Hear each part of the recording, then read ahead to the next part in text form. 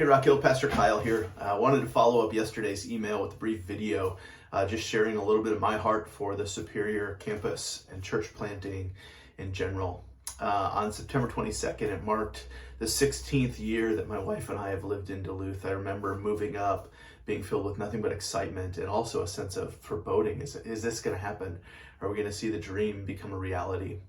You see, we left a church that we loved down in the Twin Cities because we were broken by the need in the Duluth Superior Twin Ports area for healthy, gospel-centered, Jesus-loving churches that are helping people grow in depth in their walk with the Lord, but are also seeing people who have never trusted in Jesus, who have never even considered the gospel, believe, and become disciples of Jesus. And so we moved up with the heart to plant out of Anchor Point Community Church, which we did in December of 2007.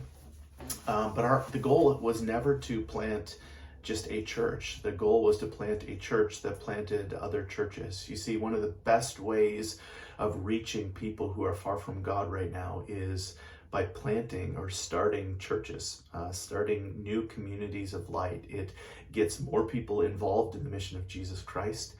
They often are innovative in ways that established churches aren't. And if you looked at the statistics, at least from 15 years ago, about the fruitfulness of new churches in reaching actual converts, it was off the charts in favor of churches that were 3 years or less old. So our mission statement is to multiply gospel-centered disciples, small groups, and churches that bless the city, the region, and the world. And in a lot of ways, we've done that. By the grace of God, we've been part of sending out 4 church plants or replants in our 15-year history. One of them didn't make it, but 3 of them are going strong. Our first one's in Cloquet, Minnesota, a Rise Church. Our second one is a replant out in Lake Nebagamon, Wisconsin. And our third one is Cornerstone Community Church out in Saginaw, Auburn area. In addition to that, we also started a Chester Park campus about 2.5 years ago, right before COVID launched. And so I've gotten some questions with people. Are we a church planting church? Are we a church that multiplies campuses? And the answer is really yes. We're about multiplication at the core and new congregations emerging in different places. And if it makes sense for that to be an autonomous church plant, that's what we'll do. And if it makes sense for that to be connected to us in kind of a campus hybrid format, then that's what we're going to do. And a lot of that really depends upon the opportunity we have, the leaders that are in place and their unique skill sets and what God has put on their heart. So one of the questions that I often get is, why would I consider leaving when I've worked so hard to find a church that's healthy and that my family's thriving at? And I think that's a great question. And the older that I've gotten, the less I've scoffed at that and the more I appreciate just, I'm part of a healthy church. I don't want to give that up. My family is thriving. And so not all of you are going to be called to go. We wouldn't expect that at all. Like, some of you guys are thriving at Rock Hill, Lincoln Park, and that's amazing. Praise God. And yet, sometimes that kind of thinking can lead us to never actually trying new things, expanding the borders, seeing new works happen. And so while I'm sensitive to that and I appreciate that, that's not the message that God delivers to everybody.